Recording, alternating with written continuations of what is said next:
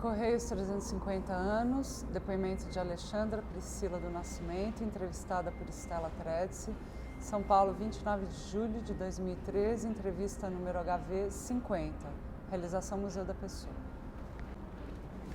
Então eu queria que você começasse falando seu nome completo, o local e a data do seu nascimento. Ok. Meu nome é Alexandra Priscila do Nascimento, nasci em São Paulo, Limeira, em 16 de nove de 1981. E os seus pais, como se chamam? Meu pai se chamava, porque já é falecido, Suemar Jorge do Nascimento, nascido no Espírito Santo, e minha mãe, Nelza Maria Gonçalves do Nascimento, nasceu em Minas. E o que seus pais faziam, fazem? A minha mãe, antes, ela era só dona de casa e depois ela passou a trabalhar na escola. Hoje ela trabalha pela prefeitura, no Espírito Santo. Meu pai é ex-jogador de futebol. Ele teve uma pequena passagem no Santos Futebol Clube no ano de 81 e depois, logo depois, ele foi para o Espírito Santo. Eu fui para o Espírito Santo, eu tinha 6 anos. Você tem irmãos, Alexandre? Sim, tenho 2 irmãos. Um se chama Algo Lúcio do Nascimento, é casado, tem um filhinho de 4 anos e tem um irmão que se chama Andrews Henrique do Nascimento, com 25 anos e também é jogador, está tentando entrar na vida do handball. E como é que era a casa onde vocês moravam? Onde você cresceu? Bom, nasci em Limeira, meu pai jogava aqui em São Paulo, então sempre estava mudando de clube e todo final de ano a gente ia para o Espírito Santo para estar com os avós, né? E depois, com 6 anos de idade, foi quando meu pai resolveu estar voltando para o Espírito Santo por coisas de família, a mãe dele já estava bem idosa e ele resolveu estar voltando para casa. Então eu tinha 6 anos de idade e minha família é uma família humilde. E a gente morava no bairro Cubi de Cima, minha família ainda mora lá. E meu pai não deixava a gente ficar na rua, essa coisa assim, a educação foi muito rígida até pelo motivo da onde nós vivíamos. Muita violência, perigo. Então foi crescendo aí, brincando com meu irmão mais novo e depois de 6 anos chegou o meu irmão. O mais novo, no caso, depois de 6 anos. E eu com 10 anos foi quando eu descobri, no caso, o esporte, porque como meu pai jogava futebol e eu tinha um irmão mais velho, eu me sentia como que meu pai não olhava para mim, porque ele sempre falava que o meu irmão mais velho ia jogar futebol. Não, esse aqui é meu garoto, vai jogar futebol. Então, como eu era menina, eu falava, poxa, meu pai não quer que eu faça nada. Então, acredito que foi essa vontade de querer mostrar para o meu pai que eu também era capaz de fazer alguma coisa, no caso no esporte, foi que eu entrei no handball. Mas eu tentei jogar futebol e sou terrivelmente terrível no futebol. Tentei basquete, tentei atletismo, tentei vôlei e nenhum desses esportes despertaram o amor que me despertou o handball. Com 10 anos eu entrei no handball. Foi até engraçado porque a gente cumpria horários, né? A gente tinha que ir para a escola e depois da escola a gente tinha já que vir direto para casa. E então quando eu descobri que tinha handball lá, que eu tive o primeiro contato, eu voltei, conversei com a minha mãe, que meu pai, como era tão rígido, a gente tinha medo assim de pedir as coisas para ele. Então eu conversei com a minha mãe e falei, mãe, eu queria jogar handball. E ela, que é isso? Eu falei, mãe, joga com a mão, tem que fazer gol, tem que defender e tem que correr. Ela, olha, você tem que perguntar pro seu pai, porque por mim não tem problema. Então, meu pai estava deitado, estava assim, descansando e eu fui lá pedir para ele. Pela primeira vez eu tive coragem de pedir alguma coisa para o meu pai. E pedi, pai, eu queria praticar um esporte, chama handball na escola. Aí ele, tá, pode jogar. E minha mãe falou, Suemar, você entende que não é só praticar na escola, vai ter os jogos, ela vai ter que viajar, vai ter que ficar uma semana fora de casa e ela só tem 10 anos. E meu pai olhou assim e falou, sim, pode ir. Então eu fiquei assim, meu pai, então quer dizer que ele gostou, ele está feliz comigo. E nesses 2 anos que passaram, a gente não teve nenhum assim, só jogos escolares meu pai não foi. E com 12 anos, depois de 2 anos, meu pai veio a falecer. Então ele não passou nada, não viu nada da minha vida assim, na questão do lado esportivo. E eu segui jogando, joguei em São Torquato, na escola Juiz Gério de Matos, que foi onde eu comecei, depois na EVV, joguei numa equipe de bairro e com 18 anos eu tive a primeira proposta de vir jogar em São Paulo, então como tá voltando para casa já que eu nasci aqui, né? E joguei 3 anos em Jundiaí, com a professora Rita de Cássia Orsi. Foram assim, o momento de estar começando a desligar da família, porque eu sempre com a minha mãe, meu pai faleceu, ter que ajudar em casa, ter que conciliar o esporte com a família, os amigos e de repente ter realmente que se desligar de tudo isso, ser só eu sozinha. Então foi bem difícil, só que final de ano eu podia estar indo para casa, então eu ficava esperando e quando eu estava assim muito triste, a professora Rita, eu conversava com ela e ele deixava eu ir para casa no meio da semana. E passei 3 anos aí e depois mais um ano com Guarulhos, porque como a prefeitura deixou a Jundiaí, então todo mundo teve que se dispersar e está procurando, no caso, outra equipe. Fiquei quase um ano, né, em Guarulhos com a professora Marisa Lofredo. E com 18 anos também já comecei a atuar na Seleção Brasileira de Handebol. O meu primeiro treinador, no caso, na seleção foi Alexandre Schneider. E com 18 anos fui para lá, primeiro Pan-Americano, fui para a Hungria, primeira vez saindo do Brasil também. Então foi assim, uma sensação maravilhosa, como que tudo aconteceu muito rápido quando eu saí de casa. E com 22 anos eu tive a proposta para estar indo para a Áustria. Na Áustria, na equipe Hypo Niederösterreich, lá já atuava a Daniela Piedade, que é a pivô da seleção, há 2 anos. E a ponta direita foi como assim, um pouco de sorte também, porque a ponta direita se lesionou e precisava de outra ponta. E perguntaram para ela falava, não, tem uma ponta, é nova, 22 anos, e ela vai agora para o Mundial na Croácia. Então eles falaram, bom, ela vai vir para cá, que a Croácia fica mais ou menos 4 horas de Viena. Ela vai vir para cá, então a gente vai assistir o Mundial e se der, ela vem para cá fazer o teste. E joguei o Mundial terrivelmente. Foi, nossa, primeiro Mundial porque eu estava passando, né, a transição de estar na adulta, então eu estava muito nervosa e joguei muito mal. E eles falaram, não, por mim, a gente não leva ela para fazer o teste, porque foi muito mal. E estava o manager e falou, a gente já está aqui, teria que estar levando ela, né, vamos levar. E eu fui para lá e passei uma semana. Um frio. Muito frio, muita neve, e eu olhava para a Daniela e falava, Dani, como você suporta estar aqui? É terrível, escuro, triste, não tem flor, não tem nada. E ela falava, a gente não tem tempo para nada, a gente anda de manhã e à tarde, então a vida mesmo social é pouca. E eu fiquei lá uma semana, junto com outra espanhola que também estava fazendo o teste, e eu passei. Então, eles pediram para eu ficar lá, porque era dezembro, e eles pediram para eu ficar porque em janeiro já começava a Liga dos Campeões, e eu não sabia aonde eu estava me enfiando, essa era a verdade. Eu falei, não, eu quero ir para casa, preciso conversar com a minha família, e quero despedir dos meus amigos, de todo mundo. E ele falou, bom, se você for, então você não volta. E eu, como não sabia de nada, 22 anos, eu falei, tá bom, então eu não volto. Muito obrigada, passei uma semana maravilhosa, aprendi muitas coisas, mas eu vou embora. E ele, tá. Fui pro quarto e a Dani falava, não, tranquilo, ele é durão assim, mas ele gostou de você. Deu 10 minutos, ele voltou no quarto e falou, então tá bom, você vai pro Brasil e em janeiro você tem que estar aqui. Eu, tá bom então. E ele saiu. E eu falei, nossa, que alegria, né? Aí juntei minhas coisas, foi muito engraçado porque a gente foi desclassificado no Mundial, né? Então eu fui para a Áustria e teoricamente as meninas iam embora antes e eu não sabia falar inglês. E eu estava sozinha e me levaram para o aeroporto. E eu tentando fazer o meu check-in, conversando com a mulher que Croácia, Brasil. E não sabia falar mala, que eu queria saber se ia vir direto para o Brasil. Fiz tudinho, transpirando, super nervosa e depois super feliz a conseguir fazer o check-in, tudo certinho. Quando eu dou a volta, assim, viro pro lado direito, todo mundo da seleção. Eu falei, poxa vida, eu me achando que ia viajar sozinha e tá todo mundo aí. Foi muito engraçado. E em janeiro eu voltei para lá. Foi em janeiro de 2004, né? E tô lá até hoje. Legal. Agora vamos voltar ainda um pouquinho lá para sua infância, né? Você estava contando que você foi para Vitória aos 6 anos. E como é que eram os seus avós? Que memórias que você guarda dos seus avós? Depois de tantos anos, assim, como que vai se apagando, assim, sabe? Então a gente procura estar conversando com a minha mãe, com o meu tio, o irmão do meu pai. E os meus avós, assim, minha avó era índia e meu avô negro da África, né?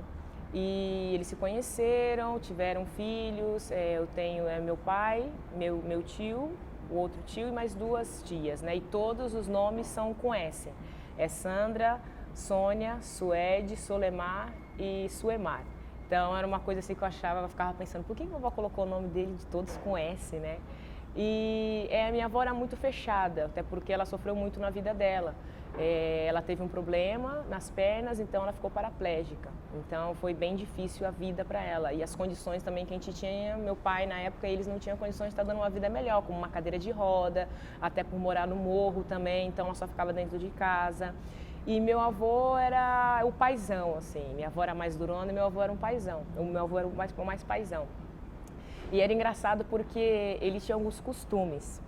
E ele comia todos os dias, era feijão com farofa, um pouco de arroz e a laranja descascada. Porém, ele todos os dias comia com a laranja. Ele descia, ia até a feira, comprava laranja. Se não tivesse laranja, ele não comia. E ele comia com a mão. Que a gente falava, fazia o tutuzinho, né, que é o enroladinho, tá? Amassava com a farinha e comia. E o primeiro tutuzinho era para mim, e ele me chamava de Tutuca. E eu estava na casa da minha mãe, né, e ele falava Tutuca, Tutuca, e eu subia correndo, e ele ia lá e me dava o primeiro bolinho na boca com um pedacinho de laranja. Então tem assim, um amor e um carinho muito grande pelo meu avô. Eu passei mais tempo com meu avô, ele era mais carinhoso comigo, e minha avó, por N motivos, era mais fechadona, mas tudo que acontecia em casa, no caso, a minha avó era como a chefa, assim, sabe? Ela que falava que sim, ela que falava que não. A família era muito unida, era impressionante como a família era unida, e infelizmente aconteceram coisas que foi o falecimento da minha avó, e depois que a minha avó faleceu, assim, desestruturou a família, porque depois foi meu pai, foi meu avô e foi minha tia. Então, devagarzinho a família foi dispersando e infelizmente já várias tentativas de estar reunindo a família, mas não é a mesma coisa, não tem jeito. É aceitar a vida como está levando a gente. E seu avô costumava contar histórias para você? Não lembro. Minha mãe falava que sim, que ele sentava com a gente no quintal, tinha um quintal grande, ele criava porco, galinha, ele falava que tinha que tratar bem os animais, sempre estava ali lidando com os animais. E uma coisa só que eu lembro do meu avô é que eu ganhei 3 patinhos. E era casa de madeira, né? Então tinha embaixo da casa. E ele falava todo dia às 6 horas eu tinha que guardar os patinhos, senão o rato ia comer os patinhos. E eu falava, não, vó, não tem rato, né? E um dia eu esqueci. E no outro dia os patinhos estavam mortos e tinha sido o rato que tinha matado os patinhos. E ele falou, eu falei pra você, Tutuca, você nunca me escuta, você acha que você sabe tudo. E eu chorava, ele não tem problema, porque ele brigava e depois não conseguia ficar com raiva de mim e vinha e me abraçava. Era muito engraçado. E com meu irmão mais novo, meu irmão mais velho, eu brigava muito com ele. E eu tinha essa coisa de competição com ele até pelo ciúme do meu pai, então sempre estava cobrando atenção. E eu mordia ele ia fazer as coisas, eu pegava os carrinhos dele e jogava longe. A gente, assim, tinha, acredito que, um convívio, assim, de irmão normal, né, que não entendia muita coisa. E minha mãe era uma mãe muito liberal. Ela como que dava um limite pra gente, ela falava, você sabe o que é certo e o que é errado. Tem uma coisa assim na minha cabeça que depois que meu pai faleceu, minha mãe passou a trabalhar, passou a estudar e trabalhava em 2 empregos. Então eu tinha que fazer muita coisa em casa para estar ajudando a minha mãe. E eu acordava de manhã e não queria ir para a escola. Eu acordava às 5 e pouco da manhã e falava, mãe, hoje eu não vou para a escola. Ela olhava assim e falava, olha, você tem prova, tem alguma coisa? Eu falava, não, mãe, o dia é normal. Ela falava, olha, se você está mentindo para mim, não sou eu que estou na escola, então você sabe onde o calo te aperta. Você vai ter que ser responsável, porque se você está faltando uma prova, eu vou saber. Então ela como que jogava a responsabilidade em cima da gente e eu podia fazer o que eu quisesse, desde que eu falasse aonde eu estava indo, e se eu trocasse, não estava mais na casa da amiga, eu tinha que avisar ela se eu fosse trocar, que ela falava se acontecesse alguma coisa, ela sabia onde ela tinha que me procurar. Então desde pequena com essa responsabilidade. Gosto muito assim, olho para minha mãe e acho que ela foi guerreira, porque criar 3 filhos. Eu tinha 12, meu irmão mais velho tinha 13 para 14 e o mais novo com 6 anos, ter que trabalhar, ela foi muito guerreira. Eu falo que a guerreira aqui não sou eu, a guerreira é ela. E você se lembra do seu primeiro dia de escola, das primeiras memórias quando você foi para a escola? Eu lembro que eu estudava em São Paulo, se chamava Gatinho Vermelho. Era uma blusinha branca com um shortinho vermelho e no final assim tinha elástico, né? Então eu prendia assim as perninhas e era um saquinho vermelho com um lado só e era como meio que triângulo e ali os caderninhos dentro. E eu lembro que eles davam iogurte pra gente, eu odiava esse iogurte. E a gente era obrigada a comer iogurte. Eu falava, não gosto. E até hoje eu tenho meio que problema com iogurte de morango, sabe? O cheiro era muito forte.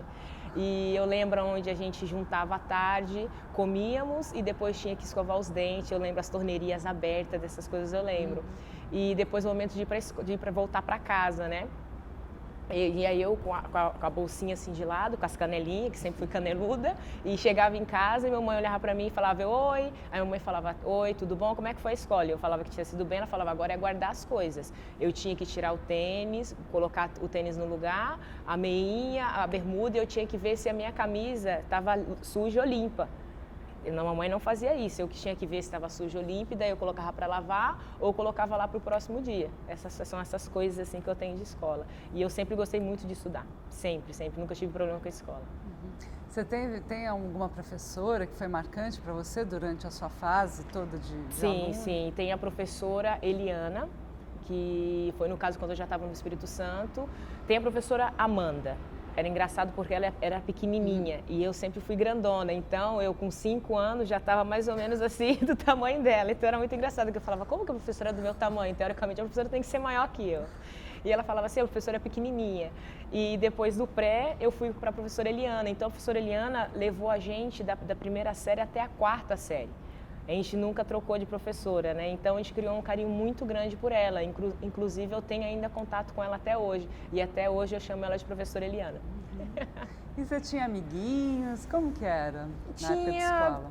Na época da escola, sim, tinha muitos amigos. Tinha minhas amigas, no caso do bairro, assim, né? Que era a Larissa Xavier e a Aline Xavier. Era com quem, assim, eu tinha mais amizades. E elas tinham medo de ir lá em casa, porque meu pai, como era muito durão, assim, elas perguntavam, seu pai tá aí? Eu falava, não, saiu. Elas entravam, meu pai chegava, a gente estava rindo, meu pai chegava, a gente, todo mundo, tudo durão, assim, com medo, né? E depois a gente ia pra rua, de vez em quando, que meu pai não gostava, que a gente ficava na casa de outras pessoas, nem na rua. Então, quando ele saía, eu falava com a mamãe falava, vai e volta logo. Aí eu ia, brincava e voltava para casa. São essas minhas amigas. E tem a Leidiane também, que foi com quem eu cresci, que estudamos juntas. Eu comecei no handball na escola, ela como que foi e depois desistiu. Hoje em dia ela própria fala que se arrepende. E uma amizade que eu carrego até hoje de lá do Espírito Santo é a Jamile Porto, que quando eu estava jogando na equipe de bairro e depois na EVV, ela começou comigo. E quando eu fui fazer, no caso, o teste em São Paulo, eu chamei ela para vir e ela não quis vir. Então, até hoje ela fala, por que eu não fui com você? Hoje em dia eu ia estar com você. E a gente se conversa até hoje. O que você gostava de brincar, Alexandra, quando você era criança? Eu não era assim muito menininha, né? E meu pai brigava muito, que ele falava que meninas, no caso, tinha que tomar cuidado para não ter muita cicatriz na perna, porque depois quando cresce, fica as marcas. E eu, no caso, a minha mãe fala que eu era igual a ela quando era pequena, que eu gostava de brincar de futebol, gostava de brincar com os meninos na rua, bolinha de gude, queimada, soltar pipa, eu soltava pipa. Meu irmão mais novo queria soltar pipa, eu falava, pai, ele quer soltar pipa, posso ir com ele? E papai falava que sim, mas ele ficava sentado, eu botava ele sentadinho e eu que soltava pipa. Era muito engraçado, eu gostava mais de coisa assim, de meninos. E você tinha algum sonho, assim, quando eu crescer, eu quero ser? Você tinha um sonho? Sim, meu sonho era me casar cedo, me casar com 18 anos, terminar também a faculdade, que eu queria ser professora. Eu queria fazer, no caso, na época era magistério, depois pedagogia. Com 25 anos já está formada, com filhos, casada, dando aula para criança. E eu não consegui fazer nada disso. Nada disso, nada. A única coisa que eu consegui terminar foi, no caso de um sonho, foi casar. Consegui casar, mas já casei já com 29 anos. E seu primeiro namoro, você se lembra? Lembro sim. Bom, meu primeiro beijo foi muito novinha, muito novinha. Foi com um amiguinho do meu irmão, que minha mãe, como trabalhava na escola, ele estava lá e eu ia para lá para falar que eu ia ver meu irmão. Mentira, eu ia olhar, ver ele, né, buscar ele. Ele chamava José Roberto. E então aquela namorica assim de ficar olhando, né, até que meu irmão ficou doente. E eu tive que ir na casa do José Roberto para poder pegar o caderno que tinha prova para o meu irmão. E eu fui buscar o caderno e chamei o José Roberto, e a mãe dele gostava de mim. Eu preciso dos cadernos, né, para o meu irmão. Aí ele, tá bom, a mãe foi lá buscar tudo, então ele me levou assim na garagem, assim, né, que era a saída. E a gente ficou se olhando assim e ele me deu um beijo. Só que eu odiei o beijo, com língua, e eu, ai, que nojo, e saí correndo. E cheguei em casa, minha mãe me conhecia muito bem. E ela me olhou e falou, o que aconteceu? Eu falei, não, mãe, nada. Ela, o que aconteceu? Aí o Zé Roberto me deu um beijo. Ela, ai, sério? Eu, sim, mas ele com língua, ai, não, que nojo, é assim? E minha mãe ia e falava, ai, meu Deus do céu, pouco a pouco você vai entender. Quantos anos você tinha? Eu devia ter uns 9 anos, muito novinha. E o Zé Roberto? Era um pouco mais velho que eu, regular a idade com meu irmão. Se eu tinha 9, ele devia ter uns 10. E a gente era muito novinho, foi um beijinho assim que eu odiei. E depois meu pai falava, brigava com a minha mãe, imagina, eu novinha, meu pai falava que eu só ia namorar com 18 anos. E a gente está falando que eu tinha 7, 8 anos, meu pai com a minha mãe, porque minha filha não vai namorar, só vai namorar com 18 anos e tal. E com 12 anos assim, eu já estava de olho no João. O apelido dele era Nenego. E a gente estava ele como que me ensinou a andar de patins na época. E eu conversava com a minha mãe e falava, mãe, tô gostando de menino e tal. E minha mãe, sério, mas cuidado. E contava tudo pra minha mãe, sempre fui muito amiga da minha mãe. E então, quando meu pai faleceu, eu como conversei com a minha mãe falou, olha, eu não quero mais que você namore assim na rua, você traz ele aqui, e porque já é perigoso, e começou a conversar sobre tudo comigo, né? As coisas tiveram que ser assim um pouco precoces já para eu ficar já alerta. E então eu trouxe ele em casa, mas não era meio um namoro assim, né? Ele ficava lá em casa, a gente não tinha beijo, não tinha nada, era só companhia. E depois quando eu adorava andar de patins que ele me ensinava. E o irmão do meu pai, no caso, como que tomou assim a frente, que queria ser o nosso pai, né? E falava que eu não ia namorar, que eu tinha que estudar, e eu como que sempre fui muito pra frente, falava pra ele que as coisas não eram assim, que eu tinha minha mãe, que ele não tinha que mandar. Então eu tive alguns problemas com meu tio. E eu fiquei com o João dos 13 anos até os 22 anos, que foi quando eu fui para a Europa, né? E então a gente queria noivar, aquela coisa de adolescente, quero noivar, e mamãe falava que não. E eu, mãe, mas eu gosto dele, eu vou casar com ele. E falava que não. E a única coisa ruim assim do nosso relacionamento é que ele não me apoiava no handball. Ele não via meus jogos, ele não ia nos treinos, sabe? Falava que não ia ter futuro. E eu falava com ele que eu ia tentar. Era uma coisa que eu acreditava, que eu amava. E eu ia confiar e ver até onde isso ia me levar. E essas briguinhas, ele falava que um dia ele chegou e falou que eu tinha que escolher o handball. Então aí foi difícil, mas eu falei pra ele, olha, se você tá me perguntando entre você e o handball, eu vou escolher o handball, porque hoje a gente está junto, eu vou lutar por nós dois, mas eu não sei o que vai acontecer. E a única coisa que eu tenho certeza dentro de mim é que eu quero continuar no handball. E como que terminamos e depois voltava. E quando eu fui para fora do Brasil, daí não teve como, né? E 15 dias que eu estava lá, quem terminou foi ele, não foi eu. Por insegurança, no caso, e eu fui para lá pensando que era para estar conhecendo coisas novas, estar ganhando mais dinheiro e estar voltando, que eu tinha 6 meses para ficar lá, que eu fui em janeiro e a temporada termina sempre em junho. Então eu pensei, eu vou para lá, vou ficar esses meses, junto um dinheirinho, ajudo a minha família e compro uma casa e a gente casa.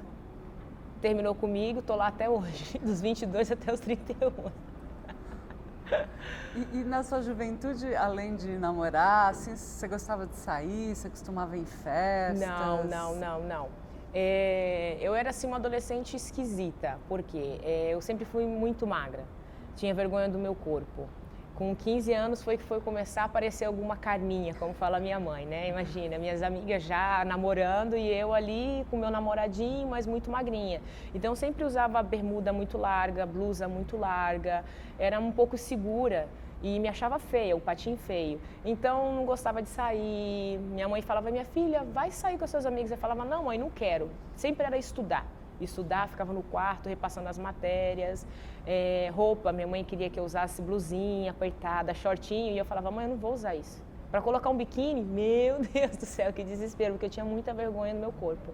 Então foi essa coisa mesmo de estar com a minha mãe, com a minha família, em casa. Saí, assim, poucas vezes. Quando eu fui para São Paulo, quando você tem mais contato com outras adolescentes, então você vê, assim, que, poxa, vamos sair. Então, eu ia pro pagode, saía com elas, mas não era muito. Até hoje, sou uma pessoa muito caseira. Uhum. E essa mudança, quando você saiu de Limeira e você foi para o Espírito Santo, você se lembra como foi? Não, era muito nova, né? Tinha 6 anos, era muito novinha, não lembro de nada. Lembro, assim, tenho sensações de estar na casa dos meus avós, mas como que senti que não sou dali. Era essa coisa, como que não entendia muito bem o que estava acontecendo, porque como a gente sempre ia para lá, ficava Natal e depois já voltava para São Paulo, então a sensação era que sempre a gente ia embora. Essa sensação que eu tinha dentro, eu não vou ficar aqui, eu sempre vou embora. E acabou que isso me ajudou para sair de lá, para estar indo para São Paulo e depois saindo para o Espírito Santo. E do seu pai jogando futebol? Você tem alguma memória? Não lembro. Eu lembro mais da minha mãe, assim, como meu pai sempre treinava, sempre jogava, lembro das casas, isso eu me lembro muito bem. Não sei quantos anos eu tinha, a gente morava numa casa que era muito engraçada, que era tipo, vinha a cozinha. Então, por exemplo, aqui é a cozinha, e para você ir para a sala, era outro cômodo. Você passava no espaço aberto para poder ir para o outro cômodo, entendeu? Então, isso como que eu não entendia. Como aqui é a cozinha, agora abre a porta do lado de fora e vou para a sala, né? E atrás tinha o pé de, como que se chama? De uma frutinha pretinha, jabuticaba. Tinha um pé e eu gostava muito de jabuticaba, e nessa casa tinha, assim, anzol, que quem morou lá deixou o anzol lá, e o anzol caiu, e o anzol, eu correndo ali, brincando, o anzol entrou no meu dedo e parou do outro lado, e eu gritava, a primeira vez eu gritava minha mãe, eu gritava papai, papai, chorando papai, e meu pai viu o anzol, e eu gritando, ele me colocou assim, me juntou, né, e falava, olha, papai vai cortar, cortou, né, ao que ligava o anzol, e ficou o anzol. E como tirar o anzol? Tinha que tirar o contrário o anzol, não tinha como, ia ter que passar tudo de novo. E eu falava, papai vai doer, e ele, papai vai puxar e vai doer, mas papai tá aqui com você. E eu chorando, e ele, 1, 2, e puxou o anzol. Meu Deus do céu, essas coisas assim eu lembro muito, dessa casa eu lembro. Tinha a garagem também, que depois que eu chegava da escola a gente ficava ali. E meu pai, nós esperando como meu pai chegar, ver o pessoal passar na rua. Isso, as coisas assim, são os flashes que eu tenho. E eu e meu irmão mais novo, tinha uma rua, eu tive a oportunidade de estar indo com a minha mãe, lá em Limeira, né, para poder estar vendo essa rua. E a gente tinha um velotrol. A gente sentava no velotrol e descia. Só que assim, eu e meu irmão contando as histórias, parecia que a rua realmente era assim, a rua, né? E era uma velocidade imensa. E quando eu voltei nessa rua, a rua era assim, não era assim. O problema é que a gente era muito pequeno. E a gente descia com o velotrol nessa rua, assim, e caía e se ralava. Era muito engraçado. E quando a gente é pequeno, tudo é gigante, né? Não tem jeito. Quer dizer, e a primeira vez que você teve contato com o handball, quantos anos você tinha? Com 10 anos de idade. 10 anos, no Espírito Santo. E como é que era? Você aprendeu na escola? Como surgiu o handball assim? Eu fui assim por incentivo do professor e das amigas, né? Cheguei na escola, praticava vários esportes, e o professor Lidimar, foi quem me viu e me chamou para jogar, que ele viu que eu era grande, os braços compridos, a perna também larga. E então ele me perguntou e eu falei, tá, e comecei a treinar. E eu já tinha umas amizades por amigas, Zizi, a Simone, e daí continuamos. Pedi a meu pai e meu pai deixou, e daí eu continuei. Jogamos jogos escolares, fomos campeãs, foi assim, uma trajetória assim maravilhosa do handball. Realmente, as memórias que eu tenho não é de brincadeiras na rua, essas coisas, é tudo handball, sempre o handball. Sempre me entreguei e respirei o handball. E o que sua mãe achou de você estar se envolvendo? Como que ela via esse novo esporte na sua vida? Não, minha mãe sempre foi muito liberal com a gente. Ela como que apoiava todas as nossas decisões. E, na verdade, ela queria que eu jogasse vôlei, que minha mãe, na época de escola, ela jogou vôlei. E era engraçado porque quando nós fomos para o Espírito Santo, tinha um terreno baldio. E as mães se juntaram, limparam o terreno e colocaram uma rede de vôlei. Então, era dia de sábado ou domingo, final de semana, assim, era a hora que as mães falavam, olha, agora é minha hora, vocês vão pra lá. E a gente ficava tudo sentadinho olhando as mães lá se acabarem no vôlei, né? Era muito engraçado. E quando eu falei que eu queria jogar handball, eu falei, mãe, eu tentei jogar vôlei, mas não gosto. Ela, como você não gosta de vôlei? Eu falei, mãe, não gosto, não gostei. E eu fui pro handball. Ela, assim, meio que com pena, né, com dó, mas ela deixou eu me entregar ao handball. Ela sempre me apoiou, ela foi quem me apoiou.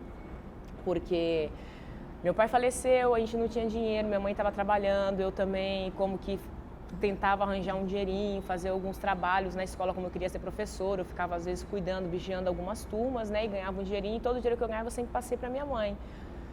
E na hora de ir para poder treinar, não tinha dinheiro. Então, minha mãe olhava para mim e falava, você não vai treinar? E eu falava, não, mãe, não tem dinheiro. E daí ela olhava assim e falava, ah, tá. Tinha o horário da escola, a gente tem a nossa casa, tem a casa de uma vizinha e já vem a escola, o Tancredo Neves. Então ela ficava na rua esperando as amigas passarem, dali ela pegava um pouquinho de dinheiro com cada uma e ela chegava e falava, já tá arrumada? E eu assim falava, não mãe, mas não tem dinheiro. Ah, mamãe conseguiu dinheiro, toma aqui, vai se arrumar. E eu pegava minhas coisas correndo e já ia pro treino, que muitas vezes eu chegava atrasada, né? E, então ela me apoiou muito. E tênis também, eu não tinha tênis, né? E meu irmão tinha um tênis, eu acho que era tênis de futebol de salão, esses que chute, né? E então meu irmão trabalhava, que ele trabalhava numa sapataria. E então eu ia lá e pegava o tênis dele, levava, treinava e depois chegava e colocava do mesmo jeitinho. E meu irmão chegava e nem dava conta. E ele foi descobrir faz pouco tempo, que numa entrevista, que eu falei que eu pegava o tênis dele emprestado, né? Porque eu não tinha dinheiro, não tinha condições. E minha mãe sempre me apoiou muito. Com 18 anos, que foi quando eu tive a proposta da Rita para estar indo para São Paulo, eu tinha lesionado o joelho, inclusive, tá? Tinha lesionado o menisco e teria que operar. Só que a gente não sabia se era menisco ou se era ligamento cruzado. Então, no final do ano, a Rita me ligou para minha mãe, né, para perguntar. E minha mãe falou que a única coisa que ela queria é que eu terminasse, né, a escola, e daí eu estava liberada para ir. E veio a lesão e a Rita ligou, eu não consegui falar com ela, eu estava chorando já, né. E minha mãe foi conversar com ela, então terminou a conversa falando que eu tinha lesionado o joelho e não sabia o que era. E a Rita falou, olha, se for menisco, não tem problema, ela vem, a gente faz a ressonância e a gente opera. Agora, se for ligamento cruzado, a gente não tem estrutura nem dinheiro para estar levando essa operação, né? E eu fiquei muito triste, chorei muito. Depois eu fui para lá para poder fazer a ressonância, né? E viu que era menisco, então dos males o menor. E fiz também a prova na educação física, na ESEF Jundiaí. Só que eu não queria fazer educação física, mas a Rita, querendo levar a gente para o lado do esporte, né? Eu não passei, fiquei na lista de espera. E voltei para lá e operei e graças a Deus comecei a jogar, tudo certo, não tivemos problemas nenhum. Só que no dia de eu ir para lá para poder operar e ficar lá tudo certo, eu fui de ônibus e a gente estava na rodoviária, né, em Vitória com a minha mãe, e eu com a mochilinha ali esperando para o ônibus chegar, para embarcar, e o ônibus chegou e eu olhei para minha mãe e falei, mãe, eu não quero ir mais, não quero deixar a senhora, eu acho melhor ligar para a Rita e falar para ela que não, eu quero ficar aqui. E minha mãe assim, com o olho vermelho, sabe? Minha mãe é branquinha assim, com a bochecha vermelha. Eu olhava e falava meio que assim, que brava comigo. Falava, não, você vai. E eu falava, não, mãe, eu não quero ir. Ela, não, você vai. Então, o pessoal na rodoviária, meus irmãos, como é que não entendia o que estava acontecendo? Porque eu chorando falava, mãe, eu não quero ir. Ela, você vai, porque eu não quero que um dia você olhe para mim e fale, mãe, por que você não me forçou a ir? Entendeu? Eu vou sofrer, mas eu acredito que você tenha que ir. E pegou minhas coisas e me colocou dentro do ônibus. E eu chorando muito. E olhando assim pela janela e botando a mão assim, falava, eu não quero ir, minha mãe, você vai, ela falava. E foi a viagem toda chorando. Então, minha mãe, assim, foi... Até me emociono quando lembro disso, porque foi ela que... A gente pode parar um pouquinho.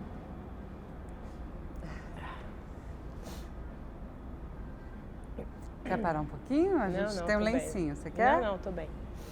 Obrigada. Mas é de emocionar, que mulher forte, hein? Sim. Que mulher forte. Foi ela que mesmo com a única filha, né, que tem mais os 2 irmãos, ela como que me liberou para a vida. Ela como que ela parece que ela sabia que tinha que ser assim. Não me prendeu e quando eu fui para lá que eu ligava para ela, era ela que era meu porto seguro. Quando eu estava triste, quando as coisas não estavam dando certo, ela sempre me apoiou muito. E a frase que ela tinha assim era engraçado, que eu falava, mãe, mas se não der certo, ela falava, se não der certo você volta para casa, que a mãe está aqui te esperando. Então era essa segurança que eu tinha. E depois a outra proposta que foi de estar indo para a Áustria também. Quando chegou, a primeira pessoa que eu liguei foi ela, não foi o meu ex-namorado na época, né, o João. Eu liguei para ela e falei, feliz, aí a Dani me chamou e o que eu vou fazer? Ela, acho que você tem que ir. Eu, mãe, mas se não der certo, é outro país, eu não vou poder estar vindo para casa quando eu te sentir saudade. É só uma vez por ano, só em junho e julho. E ela falava, se não der certo, você volta para casa que a mãe está aqui. Então, quando eu lembro assim, essas coisas, é bem forte, as emoções. E você estava falando do seu trabalho, né? Que você começou a fazer alguns trabalhos, mesmo na época da escola. Qual foi o seu primeiro trabalho, Alexandra? Assim, não era considerado meio que um trabalho, né? Quando eu estava fazendo remo e fiz curso de datilografia, que queria ser professora e achava que essas coisas tinham a ver com a minha profissão que eu queria. E então tinha a escola e tinha as professoras que tinham que fazer curso. E eu ficava com elas passavam a matéria e junto com a diretora, como que a diretora que levava tudo. Então eu escrevia no quadro. Então isso para mim era o trabalho, eu era muito novinha, tinha 13, 14 anos. E minha mãe ficava comigo e aí eu ganhava o dinheirinho.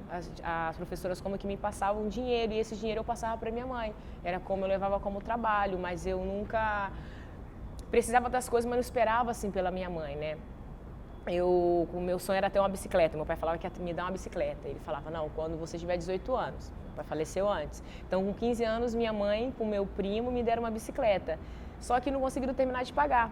E com 18 anos, eu comecei a jogar. Então, já estava ganhando dinheiro. Acabou que eu terminei de pagar minha bicicleta. Entendeu? Então, sempre me movia para ter um pouco de dinheiro para poder estar ajudando a minha mãe. O objetivo era ajudar minha mãe, não deixar ela sozinha.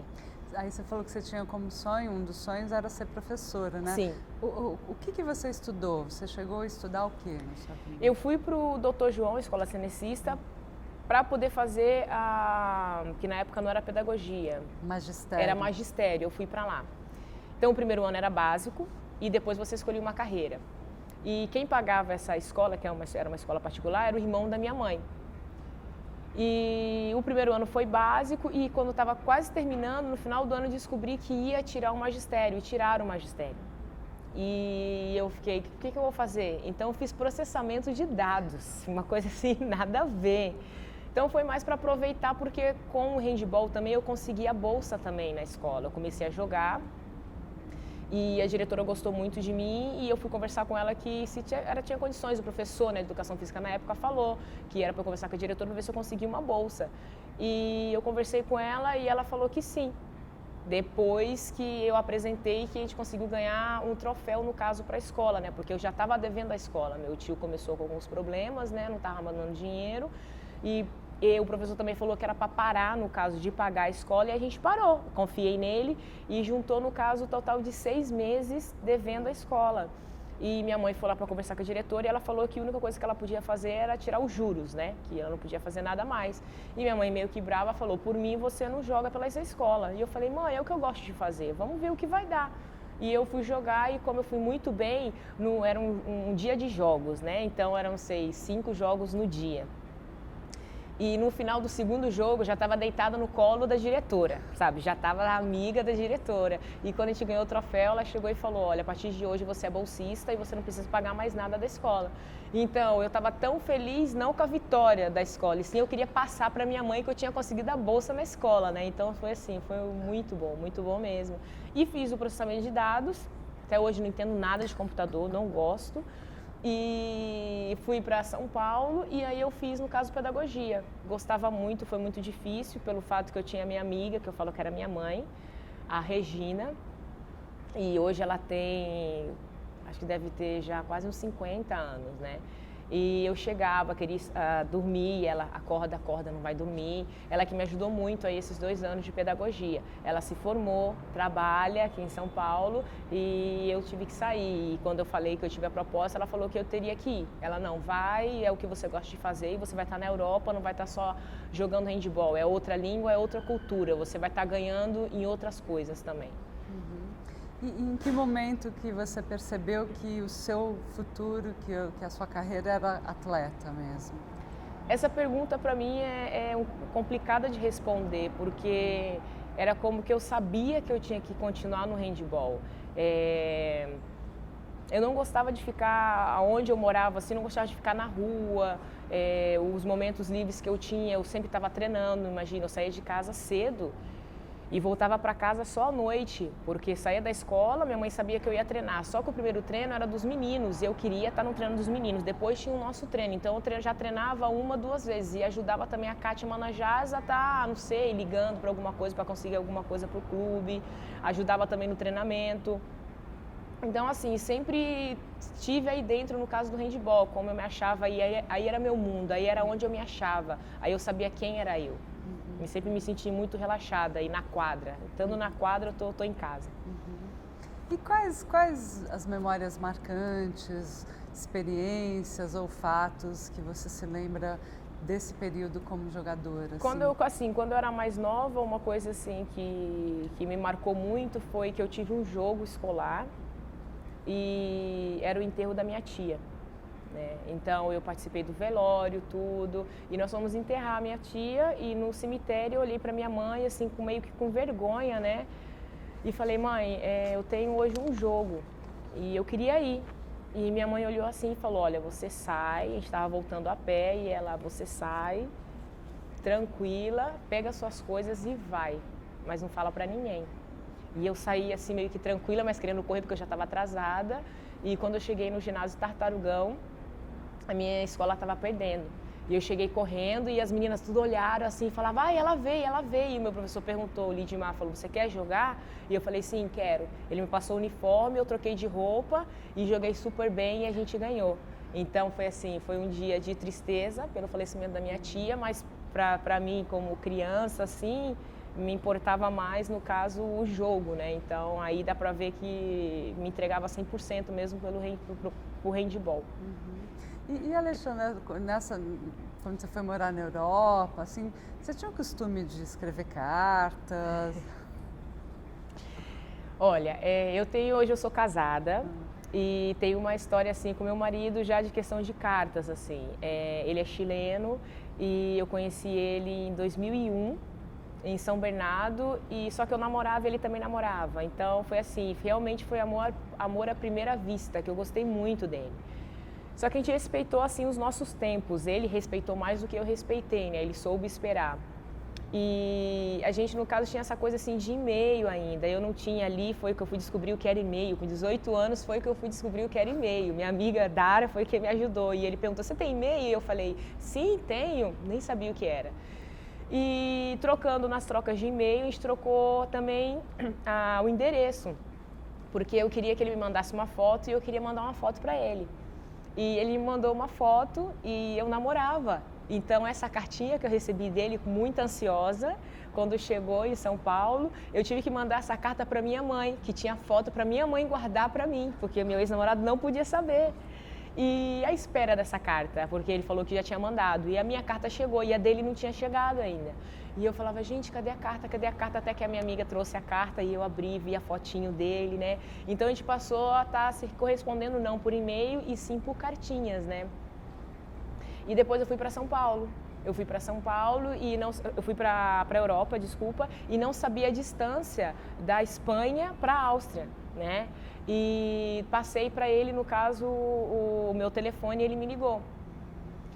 E daí a gente foi conversando e ele foi para lá, em 2005 foi quando ele foi para lá, então assim, a carta ajudou também a nossa aproximação, né? E depois, quando eu estava em São Paulo, eu sempre mandava carta para minha mãe, cartas de final de ano. Eu fui para a Áustria e tem a minha amiga Regina, que eu falei da faculdade, a gente se inscrevia quase todo mês, mandava foto, mandava o que eu tinha feito, ela mandava as coisas que ela estava fazendo. Até hoje, quando tem que chegar alguma coisa para mim, assim, eu sou uma pessoa muito ansiosa, então eu fico esperando e acho muito legal essa coisa ainda de ter a cartinha, de você ter a experiência de estar abrindo a carta e estar lendo coisas na carta assim bonitas e depois guardar. O meu marido hoje muito romântico, ele mandava a carta para mim, ele queimava as pontinhas da carta para fazer igual antigamente, para fazer o papel como velho, assim. Até hoje eu tenho todas as cartas que ele me mandou. A gente está querendo comprar um baúzinho para colocar todas as cartinhas para estar enterrando, para depois os nossos filhos estar desenterrando. Esse é o nosso sonho. Quer dizer, como que vocês se conheceram, então? Nós nos conhecemos, eu tinha 18 anos, em Cascavel, em 2001. A gente se viu, só que ele não me viu, como que não se interessou. Em 2002, nós tivemos o Pan-Americano em São Bernardo. E eu já namorava, eu estava com as minhas amigas, né, descendo do elevador e a gente entrou em muitas no elevador. Então, quando abriu a porta do elevador, o pessoal do Chile, né, a equipe do Chile, queria subir. E quando abriu, ele estava esperando e ele era o primeiro, né? Então eu peguei e fui assim, como que para me empurrar, eu fui sair e dei de cara com ele. E eu falei, ai, desculpa, e saí para comer. E eu falei, nossa, eu conheço esse menino, né? Eu falei, o menino do Chile e tal, tá bom. E fomos comer, tudo. E no outro dia, quando aqui estava a nossa mesa e aqui estava a mesa dele. E a minha outra companheira, a Chicória, né? Ela pegou e falou, tem um menino ali olhando para você. E eu olhava e falava, imagina que ele está olhando para mim. Ela, não, ele está olhando para você. E eu olhava assim, ele estava olhando para mim. Eu, ai meu Deus do céu. E a partir desse dia a gente começou a conversar. Isso foi em 2001 e a gente esperou até 2004 e 2005 para poder estar se encontrando, né? Mas a gente sempre conversava por carta, por e-mail. E em 2005 ele me ligou, eu tinha passado por uma operação, que eu tive uma fratura por estresse, depois da primeira Olimpíada em Atenas. E eu tive que colocar uma haste em toda a canela, né? Tenho até hoje. E então foi um momento assim muito ruim da minha vida, que eu pensei até em desistir de jogar.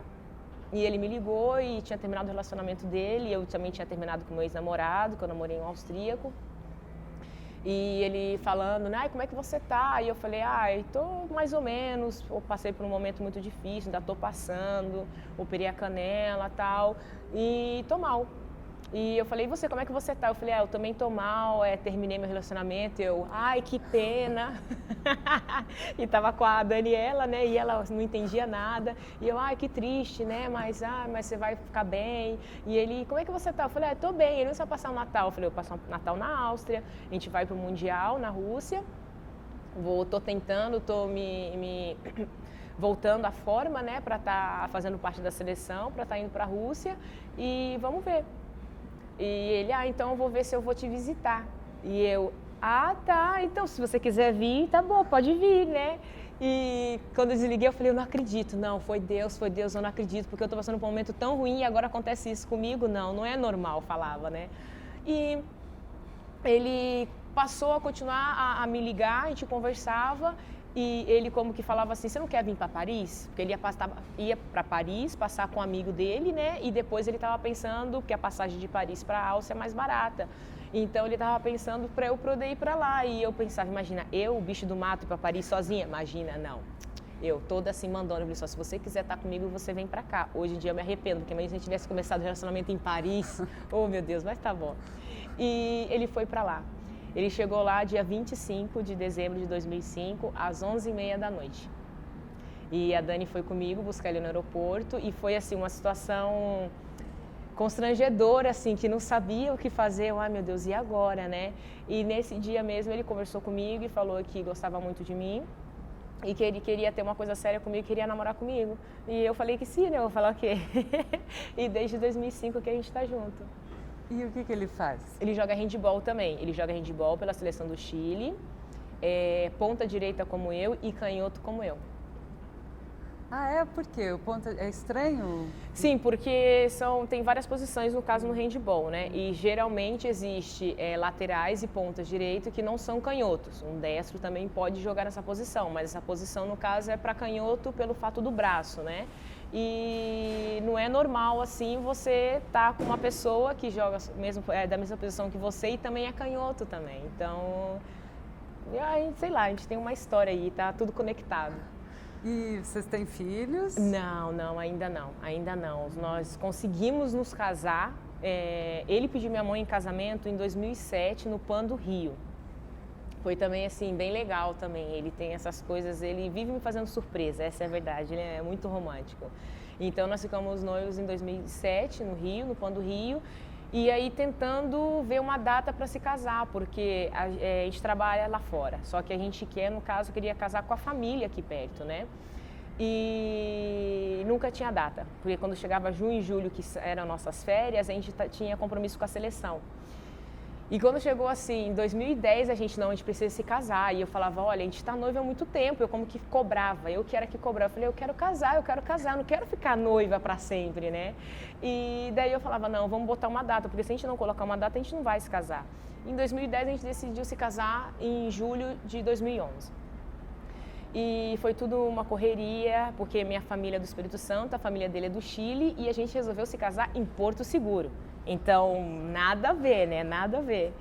E então foi essa correria, a mãe dele estava lá em Porto Seguro, então também ajudou a gente em algumas coisas, ligava para casa, mostrava vestido da minha mãe para estar me ajudando, e a gente conseguiu se casar em 2011, mas eu tive Pan-Americano em São Bernardo, então uma fase de treinamento, cuidando para não quebrar a unha, para não ter nenhuma cicatriz, nenhum roxo assim no corpo e no rosto, e acabou a fase de treinamento, eu fui para lá, fiquei uma semana para poder tratar dos papéis, ver as coisas do casamento, voltei para jogar com a seleção e depois fui para me casar.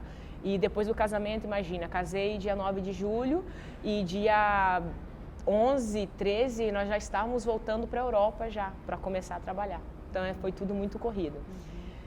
E temos planos de ter filhos, porque eu tenho um sobrinho de 4 anos, adoro criança, estou aí, fico em cima do meu sobrinho, como eu não vivo com ele, então toda vez que eu vou de férias para casa é uma luta para ele estar vindo comigo, me dando uma moralzinha aí para estar agarrando e beijando ele. E adoro criança, só que A gente sabe assim que a vida que a gente leva, a gente treina 2 vezes ao dia. Acredito que não é justo com a criança e nem com a gente estar com uma criança para estar desse jeito, para estar não estando com a gente, né? Tá pagando alguém ou até estar tirando a minha mãe para estar cuidando, ajudando a cuidar, né, do meu filho. Então a gente decidiu até 2016 estar tranquilo, concentrado mesmo no handball, e depois de 2016 a gente está tendo uma vida para estar aumentando a família, se Deus quiser. E como é que é a experiência de viver na Áustria, assim? O que isso trouxe para você? Que histórias, se você tem alguma memória marcante dessa experiência de mudar para a Áustria? A memória que eu tenho, assim, engraçada é da língua, né? Porque lá eles falam alemão. Então, eu cheguei, não falava inglês, só falava português, e a Daniela Piedade foi quem me ajudou, foi quem me fazia tudo por mim, né? Só que eu tinha que aprender o alemão, porque, né, nesse clube você tem um professor e você tem 6 meses para estar falando as coisas básicas, né? Que ele pede mais para você estar aprendendo a falar correr, saltar, falta, pega, e senão você ganha multa. Esse era o problema. Então, a Dani, como a gente começava a falar português, e quando passava a gente, e vai, que aí eu sei, para ele não saber que a gente estava falando a nossa língua. Então, eu tive mesmo que colocar a cara nos livros e realmente aprender o alemão. Até porque eu não gosto de depender, eu tenho um defeito. Um pouco é defeito e outro pouco é como que me ajuda a levar as coisas e fazer as coisas por mim mesma. Eu não gosto de depender de ninguém. Só que o primeiro dia, quando eu fui ter aula de alemão, eu levei meu caderninho, né, achando que era igual aqui Brasil, vou escrever um monte de coisa, e quando chegou lá era só eu e o professor. E o professor não falava nem espanhol. Então eu olhava para a cara dele, sentei, e ele falava um monte de coisa comigo e eu não entendia. Então ele apontava para a cadeira e falava, Cecil. E eu olhava e não sabia o que ele estava falando, né? Não entendi nada. Então foi mais ou menos 1h30 de aula e eu saí de lá frustrada, terrível, e cheguei em casa, olhei para a cara da Dani chorando e peguei os cadernos, joguei no chão e falei, eu não vou aprender essa língua, é impossível aprender essa língua. E ela rindo falava, fica tranquila, você vai aprender. Eu aprendi, eu falava, não, Dani, é impossível, é muito difícil. E hoje a gente fica rindo da situação porque eu tô brigando, né, discutindo assim com a equipe, porque como a gente treina de manhã e à tarde, eu não tenho tempo de fazer nada. E eu quero estudar a língua. Hoje eu sou apaixonada pelo alemão, gosto muito da língua e encontro essa língua assim agressiva, né? Muito agressiva, o jeito que eles falam, e tem os alemães também que falam alemão, né? Só que o alemão da Alemanha com o alemão da Áustria é diferente, né? Tem muitas palavras assim que tem outro significado, então eu acho isso muito legal, essa cultura deles, né? E quero aprender a língua, mas falar mais fluentemente, né? A Dani fala perfeito, ela teve 3 anos de aula, é super inteligente, até hoje eu pergunto algumas palavras para ela, mas quero estudar o alemão. Então é da raiva de odiar o alemão e depois passar a amar o alemão, é muito engraçado. E seu marido também fala alemão? Ele fala alemão, mas para ele foi mais fácil porque como ele já fala inglês, então ele como que se virava no inglês, mas ele tem facilidade para estar aprendendo outras línguas. Falam que quando se aprende uma língua é mais fácil para estar aprendendo outra, né? E ele já falava o inglês e agora já sabe falar o alemão já, então tá bem tranquilo pra gente na Áustria.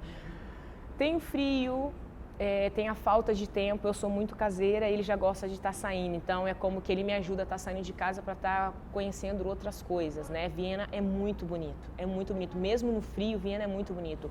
Hoje, né, agora em julho, lá é verão, ele já está lá e está falando, amor, aqui está muito quente, então eles fazem jardins com flores, com rosas, né? Nossa, é maravilhoso Viena, eu gosto muito de Viena. E vocês viajam bastante, que vocês participam você, né? No caso, você participa de Olimpíadas. Como é que é assim a sua rotina, digamos, se é que você tem? Na minha rotina, a rotina do atleta é fazer mala e desfazer mala. Essa é a verdade. A gente não para nunca em um lugar só. Quando está com o clube, a gente está fazendo preparação. Então, a gente vai para a Hungria, vai para a Áustria, vai nos países que são mais perto, né? E com a seleção, imagina, eu já tenho 3 Olimpíadas. Então, a primeira é na Grécia, a segunda em Pequim e a terceira em Londres. Então, é maravilhoso. E um sonho que eu tinha quando era pequena, eu via na televisão as muralhas da China, né? E eu falava, eu tenho que ir nesse lugar. quando eu vi que eu ia para as Olimpíadas, eu fiquei mais maravilhada que eu ia conhecer as muralhas da China do que a própria Olimpíada, assim, sabe, modo de dizer. E o dia de folga eu falava, quando que a gente vai conhecer a muralha da China? Quando que a gente vai conhecer?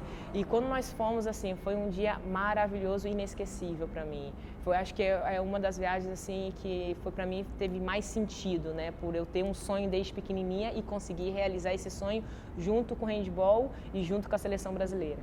E Alexandre, como que é? Estou de olho aqui para não passar o seu horário. Mas isso é até uma curiosidade minha. Qual é a sensação de você estar ali numa quadra, jogando numa Olimpíada e aquele público e você vencer um jogo? Qual é a sensação que você tem? É uma sensação assim quase que inexplicável. Eu posso comparar assim, não sei se vocês assistiram o filme Matrix. Que o Matrix ele faz, né, a separação do mundo real e para mim quando eu estou numa quadra, numa Olimpíada principalmente, que você o primeiro jogo, eu lembro hoje o primeiro jogo quando eu pisei na quadra para jogar o primeiro jogo na Grécia, que você põe o pé na quadra e você vê o ginásio lotado e você pensar assim, que no caso eu venho de uma família humilde, estou na Olimpíada e antes a gente parava com a família para ver os Jogos Olímpicos e parava e assistia ali e falava, nossa, o pessoal é de outro mundo, né? São maravilhosos e eu podendo fazer parte dessa história olímpica. É uma sensação maravilhosa, é gratificante, você quer dar sempre o seu máximo, não existe cansaço, não existe dor. Quando você chega numa Olimpíada com lesões, com cansaço, com saudade, esse é o momento que você esquece de tudo, é um momento praticamente divino, que você vê que tudo que você fez, todas as dores musculares, as lesões, nesse momento não importa nada. Importa você tentar ser mais forte que o adversário, importa você não ter pena. Você aí vence o mais forte, vence o melhor.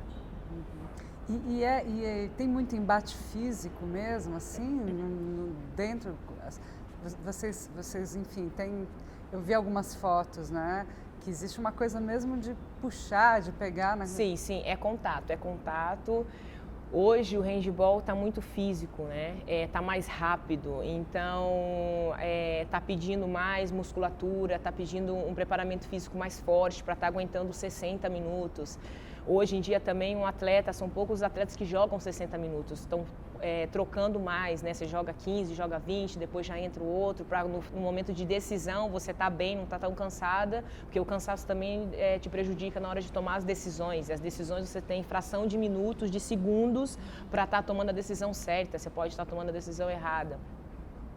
Então, a gente procura estar cuidando não só de parte estética, é bom estar forte, com a perninha forte, a barriguinha bem, não só esteticamente, e sim a gente trabalha o corpo mesmo para estar aguentando as pancadas, as porradas, porque o handball é um contato de muito contato físico, você está aqui, você não sente, não sabe de onde vai vir a pancada, e se o seu corpo não está bem preparado, você lesiona o joelho ou um músculo por causa de uma pancada, você girou muito o corpo, entendeu? Então, tem que estar muito preparado porque é muito contato físico. E hoje, para a gente começar a encerrar, assim, quais são as coisas mais importantes para você hoje, Alexandra? As coisas mais importantes para mim, desde sempre, é a família. Acredito que a educação que eu tive, meu pai sempre mostrou para a gente que a família é muito importante, é a base de tudo. Então, eu com o meu marido, o que a gente tenta fazer a gente tem a nossa vida, a gente tem o nosso trabalho, a gente respira handball, porque quando a gente não tem treino, a gente vai correr, a gente faz alguns exercícios na quadra, de finta, de arremesso, enfim. Mas a gente tem o momento da família.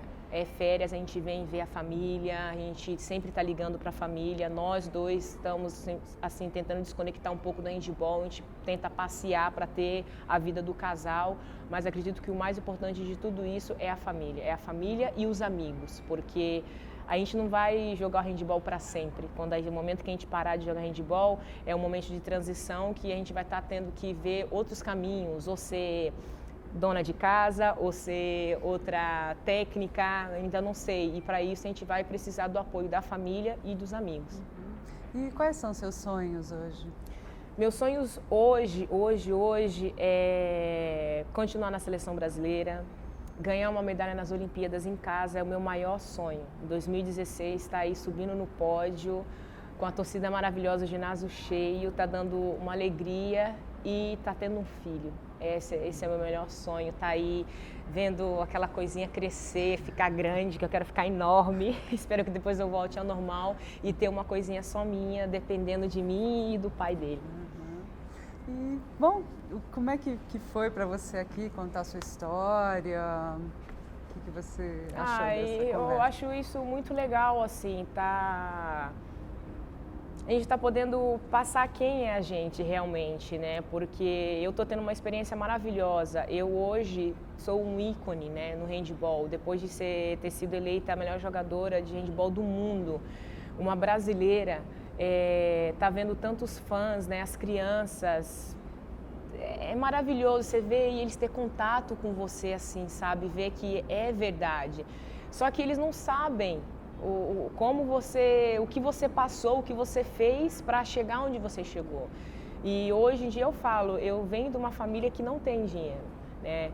E eu venho do morro e hoje você vê muitas crianças com muito potencial e às vezes não acreditam ou se deixam desviar por algumas outras coisas, por outros interesses. Então hoje eu falo que tudo é possível porque eu consegui.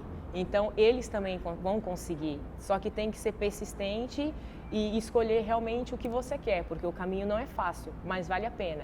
E o que eu falo é que se eu tivesse um livro na minha mão com toda a minha história escrita e falasse, você quer tirar alguma página? Eu falaria que não, porque até o falecimento do meu pai, isso me ajudou a ser uma pessoa mais forte, porque eu tive que correr atrás de muitas coisas, então isso ajudou a ser a pessoa que eu sou hoje. Que lindo, Alexandra.